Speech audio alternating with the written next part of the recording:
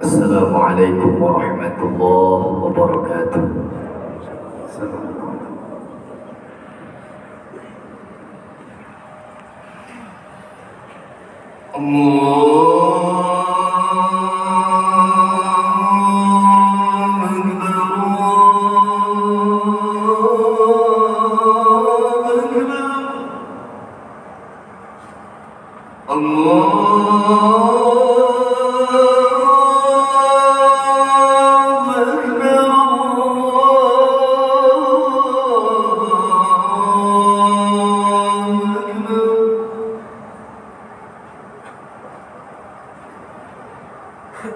أشهد أن لا إله إلا الله.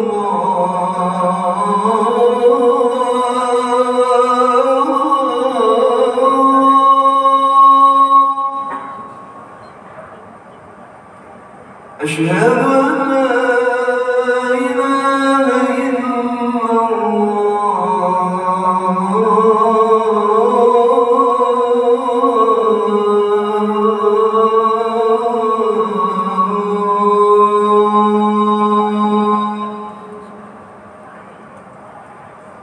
أشهد أن محمدًا رسول الله.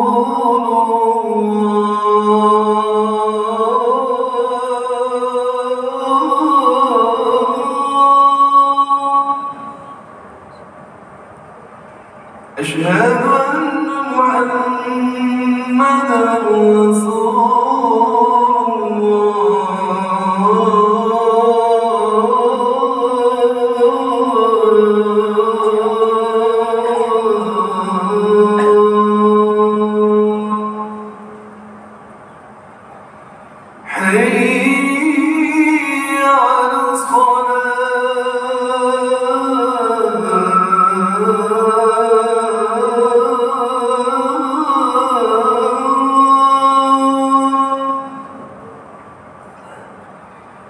حي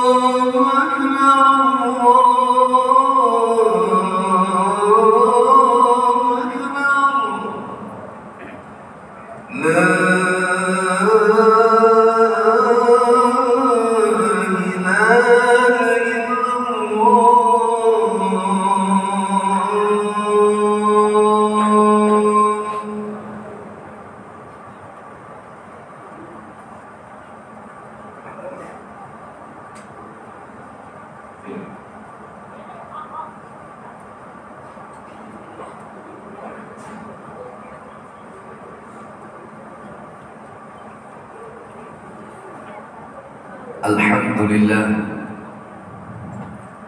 الحمد لله الذي قد أوجد من نوره نورا به عم الهدى سبق العوالم في الوجود بأسرها فالكل منه في الحقيقة مبتدى أشهد أن لا إله إلا الله وحده لا شريك له وأشهد أن سيدنا ونبينا محمدا عبده ورسوله لا نبي بعده اللهم فصل وسلم وبارك على سيدنا محمد وعلى آله وصحبه أجمعين أما بعد فيا عباد الله أوصيني وإياكم بتقوى الله فقد فاز المتقون. فقال الله تعالى في كتابه الكريم وهو أصدق القائلين: أعوذ بالله السميع العليم من الشيطان الرجيم. بسم الله الرحمن الرحيم. يا أيها الذين آمنوا اتقوا الله حق تقاته ولا تموتن إلا وأنتم مسلمون. وقال نبينا محمد صلى الله عليه وآله وصحبه وسلم: الكيس من دان نفسه وعمل لما بعد الموت، والعجيز من أتبع نفسه وهواها وتمنى على الله. صدق الله العظيم وصدق رسوله النبي الحبيب الكريم، ونحن على ذلك من الشاهدين والشاكرين، والحمد لله رب العالمين. Ma'asyiral muslimin, sidang salat Jumat yang insyaallah dimuliakan oleh Allah Subhanahu wa taala. Puja dan puji syukur hanyalah milik Allah Jalla wa Ala. Salawat teriring salam terus terlimpah dan terus tercurahkan keharibaan junjungan kita Nabi besar Muhammad sallallahu alaihi wa alihi wasallam beserta keluarganya, sahabatnya, pun juga kita selaku umatnya yang semoga kelak nanti di yaumil qiyamah Rasul ridha memberikan syafaatul uzmatnya kepada kita semua. Amin ya rabbal alamin. Ma'asyiral muslimin, sidang salat Jumat yang insyaallah dimuliakan oleh Allah Subhanahu wa taala. Mengawali khutbah Jumat yang sangat singkat ini, sebelumnya Al-Fakir mohon izin untuk mengajak khususnya dari pribadi dan umumnya jamaah yang hadir di masjid yang mulia ini. Marilah kita bersama-sama meningkatkan iman dan takwa kita kepada Allah Subhanahu wa taala. Yang dimana mungkin sudah hafal di luar kepala kita definisi takwanya kita kepada Allah.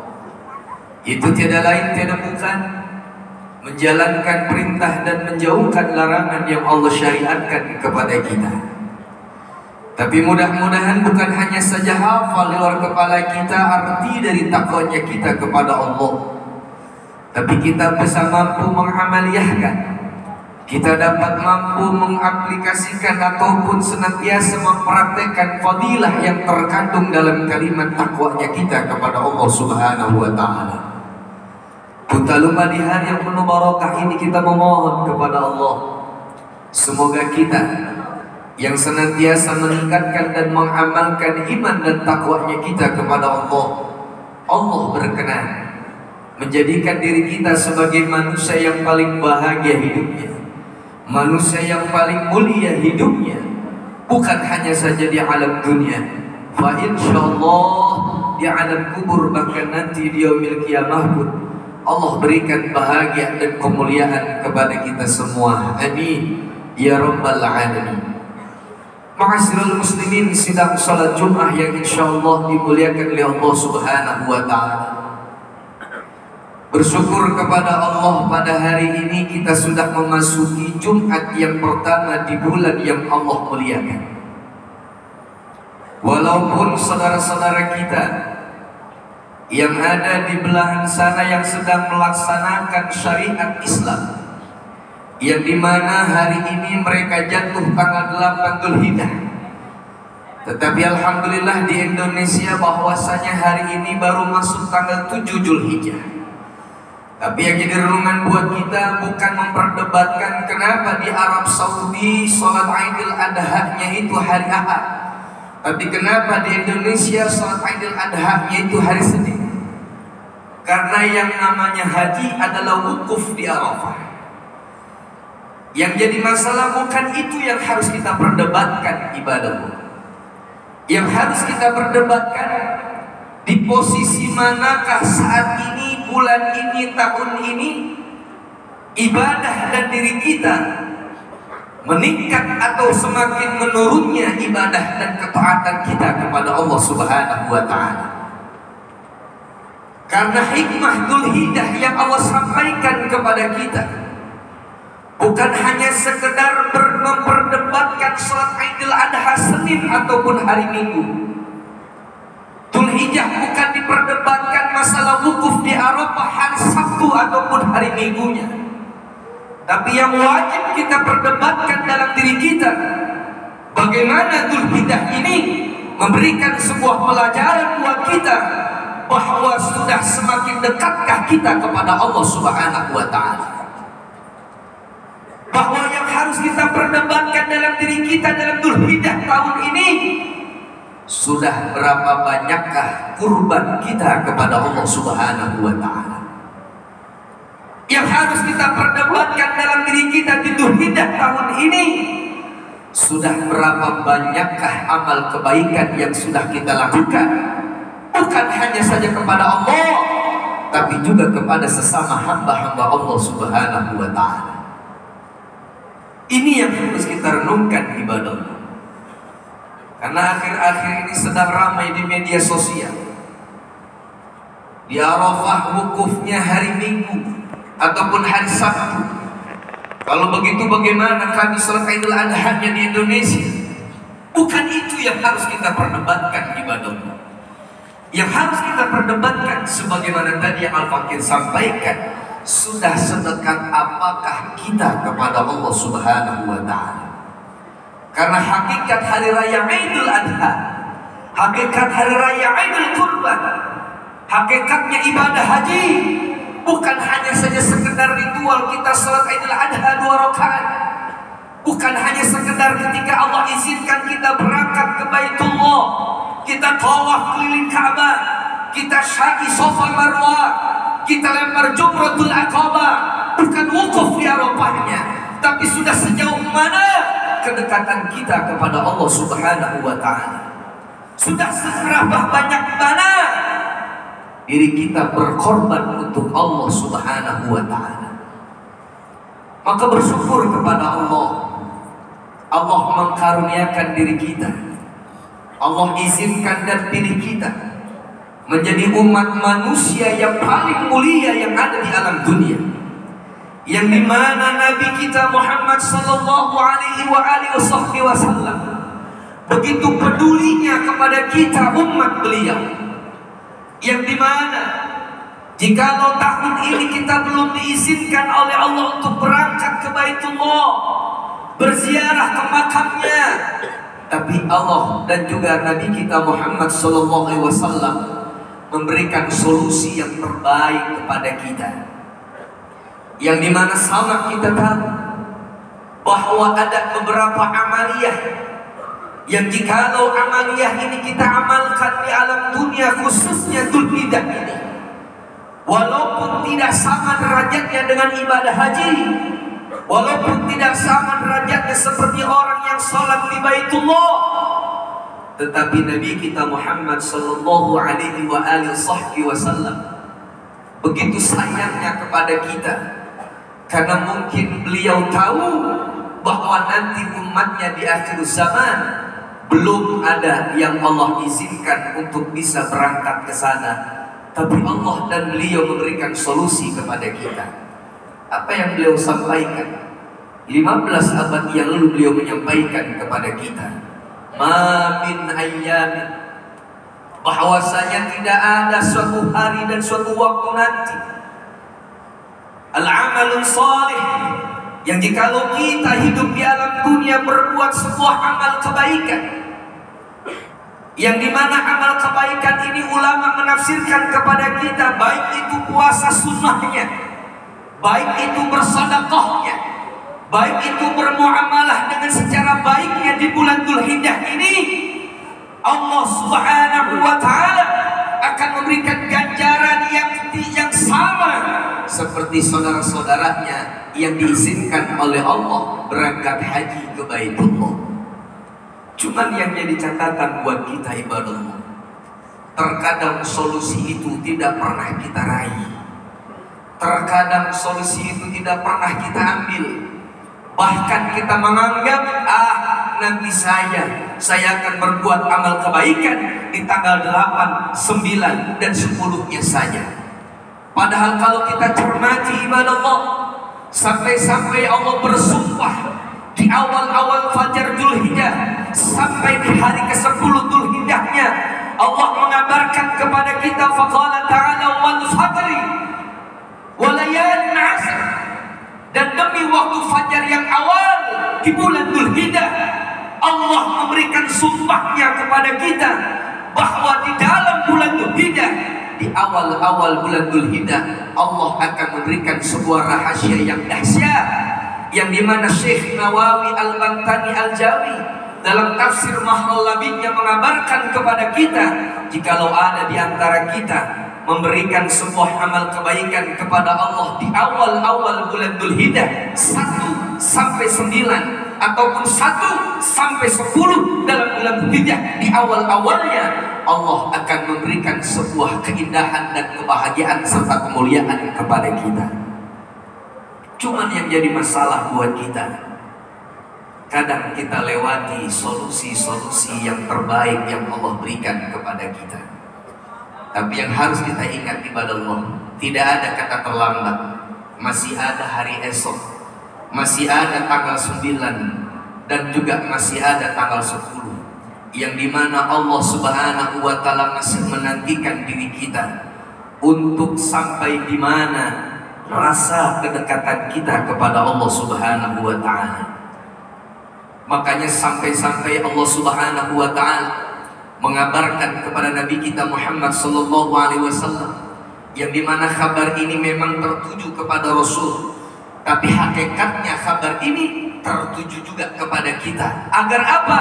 Agar kita senantiasa hidup di alam dunia, jangan pernah meninggalkan syariat yang telah diajarkan oleh guru-guru kita, yang diajarkan oleh orang-orang tua kita, yang dimana ajaran-ajaran mereka yakin dengan seyakin-yakinnya tidak akan memberikan kita kepada sebuah kesesatan, tapi akan menghantarkan diri kita untuk menjadi manusia yang lebih dekat lagi kepada Allah Subhanahu wa Ta'ala. Yang dimana Allah mengabarkan kepada kita, faqala ta'ala bismillahirrahmanirrahim, thumma awhayna ilaika anittabi' millata Ibrahim hanifa. Shadaqallahul 'azim, maknanya wallahu a'lam bihaqiqatil murad. Allah Subhanahu wa Ta'ala mengabarkan dan berpesan kepada Nabi kita Muhammad, summa auhayna ilaika, dan kemudian telah aku wahyukan kepada engkau ya Muhammad, anittabi' millata Ibrahim hanifa, untuk mengikuti ajaran kakek buyutmu, itu Nabi Ibrahim alaihissalatu wassalam, yang dimana ajaran kakek buyutmu akan memberikan sebuah keindahan dalam kehidupanmu di alam dunia. Ayat ini ibadah Allah memberikan dua pemahaman kepada kita. Pemahaman yang pertama, lewat ayat ini menjadi sebuah syariat bagi saudara-saudara kita yang saat ini diizinkan oleh Allah beribadah haji, sholat di Masjidil Haram, ziarah di Masjid Nabawi ataupun sholat di Masjid Nabawi. Itu semua tidak lain tidak bukan adalah syariat yang Rasul tampilkan kepada kita lewat ajaran kisah hidup kakek buyutnya beliau, yaitu Nabiullah Ibrahim dan putranya Nabiullah Ismail alaihi salatu wassalam. Pemahaman yang kedua, bahwasanya ayat ini memberikan sebuah pelajaran kepada kita. Kalau kita ingin dianggap oleh Allah sebagai orang-orang yang dicintai oleh Allah, kalau kita kepengen menjadi manusia yang Allah bahagiakan hidupnya dunia wal akhirah, ayat ini berpesan kepada kita, jangan kau jauhkan ajaran para ulama-ulama yang salafus sholihin, ajaran orang-orang tua kalian, jangan kau tinggalkan, karena ajaran-ajaran mereka sungguh akan menghantarkan diri kalian menjadi orang-orang yang Allah cintai dan orang-orang yang Allah muliakan.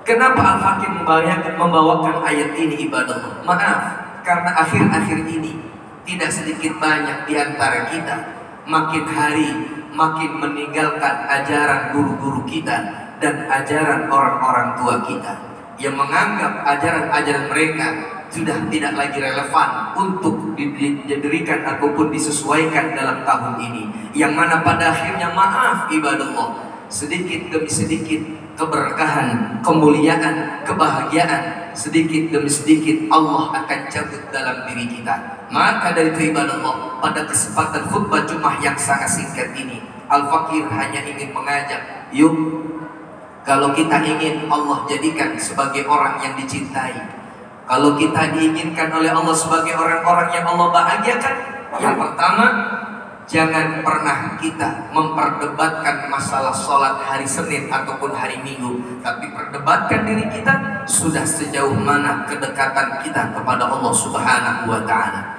Lalu yang kedua, kalau kita ingin Allah jadikan sebagai orang yang bahagia, mulia dan dicintai, maka jangan pernah kita hilangkan ajaran orang-orang tua kita, ajaran guru-guru kita yang berasal dari para sahabatnya Nabi kita Muhammad SAW, yang dimana sahabat itu berasal dari Nabi kita Muhammad SAW, yang insya Allah ajaran-ajaran beliau tidak akan pernah menyesatkan diri kita, tapi senantiasa menghantarkan diri kita menjadi orang-orang yang Allah bahagiakan dan juga orang-orang yang Allah muliakan.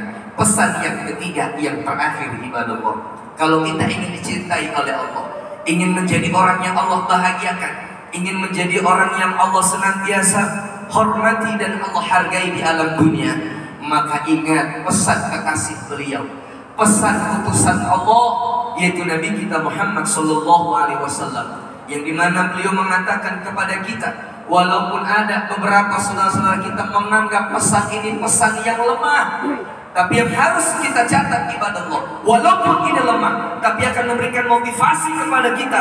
Wajib kita ambil intisari dari pesan yang Rasul sampaikan kepada kita. Apa yang beliau sampaikan kepada kita?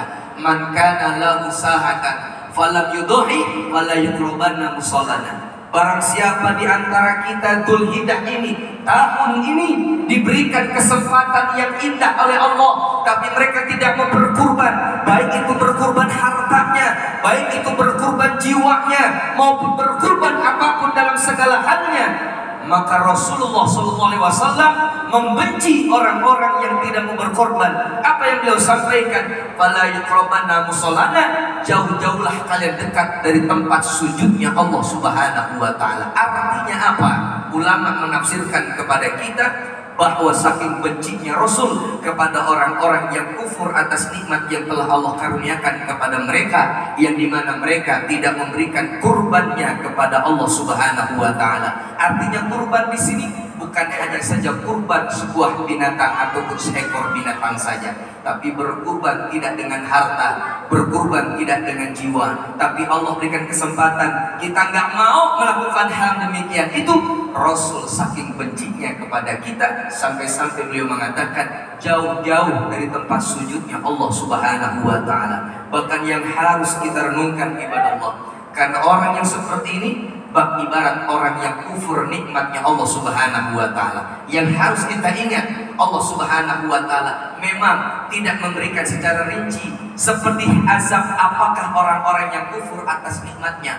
Allah hanya mengabarkan kepada kita, la in syakartum la'azidannakum wa la in kafartum inna adzabi lasyadid. Kalau kita bersyukur, Allah tambah nikmat-nikmatnya. Kalau kita kufur, Allah akan memberikan azab yang pedih buat kita semua. Seluruh dalam tafsir Quran tidak menerangkan seperti apa azab bagi orang-orang yang kufur. Tapi yang harus kita ingat, landasan bersyariat dalam agama kita bukan hanya Quran saja, tapi Allah mengabarkan dalam kabar yang lain. Di mana? Dalam hadis qudsinya Allah mengabarkan langsung kepada Nabi kita Muhammad SAW. Apa yang Allah sampaikan kepada Rasul?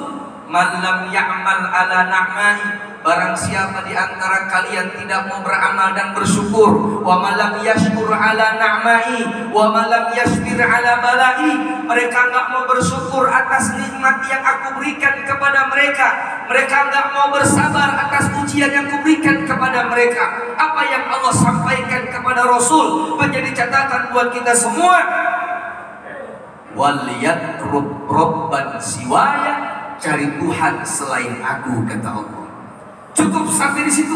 Tidak ibadah Allah. Allah melanjutkan, falyahruj rabban siwaya atau falyahruj min tahtis sama, keluar dari kolong langit itu, kata Allah Subhanahu wa Ta'ala. Na'udzubillah tsumma na'udzubillah min dzalik. Artinya apa?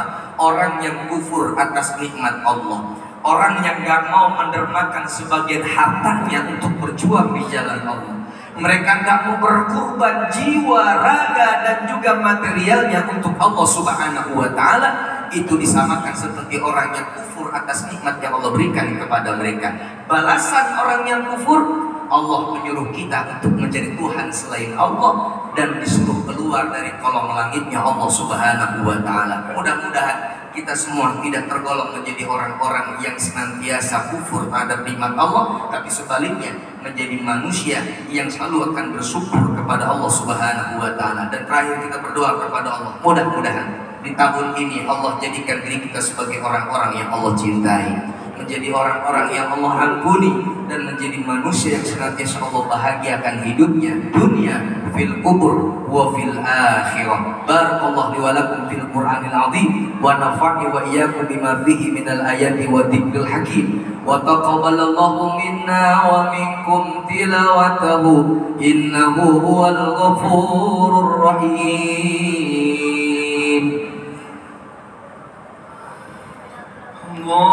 اللهم صل على سيدنا محمد وعلى آل سيدنا محمد.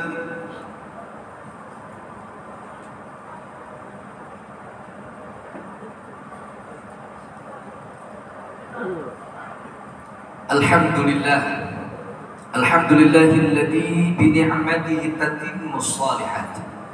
والصلاة والسلام على سيدنا وحبيبنا وشفيعنا وقرة أعيننا ومولانا محمد السيد السادات. أما بعد، فيا عباد الله أوصيني وإياكم بتقوى الله فقد فاز المتقون. فقال الله تعالى في كتابه الكريم وهو أصدق القائلين: أعوذ بالله من الشيطان الرجيم، بسم الله الرحمن الرحيم. يا أيها الذين آمنوا اتقوا الله حق تقاته ولا تموتن إلا وأنتم مسلمون. وقال الله تعالى أيضا: إن الله وملائكته يصلون على النبي يا أيها الذين آمنوا صلوا عليه وسلموا تسليما. اللهم صل وسلم وبارك على نبينا محمد وعلى آل سيدنا محمد سيد الأولين والآخرين، وسلم رضي الله تبارك وتعالى عن كل صحابة رسول الله أجمعين برحمتك يا أرحم الراحمين. اللهم اغفر للمؤمنين والمؤمنات والمسلمين والمسلمات الأحياء منهم والأموات إنك سميع قريب مجيب دعوات يا قاضي الحاجات. اللهم أحسن عاقبتنا في الأمور كلها وعذرنا من خزي الدنيا وعذاب الآخرة. اللهم انصر الإسلام والمجاهدين في فلسطين. اللهم اعز الإسلام وانصر الإسلام والمجاهدين في غزة. اللهم انصر الإسلام والمجاهدين في رافع برحمتك يا أرحم الراحمين. ربنا آتنا في الدنيا حسنة وفي الآخرة حسنة وقنا عذاب النار والحمد لله رب العالمين. عباد الله، إن الله يأمر بالعدل والإحسان وإيتاء ذي القربى وينهى عن الفحشاء والمنكر والبغي يعظكم لعلكم تذكرون. ولذكر الله أكبر. أقيم الصلاة. الله أكبر الله أكبر. أشهد أن لا إله إلا الله. أشهد أن محمدا رسول الله. حي على الصلاة، حي على الفلاح.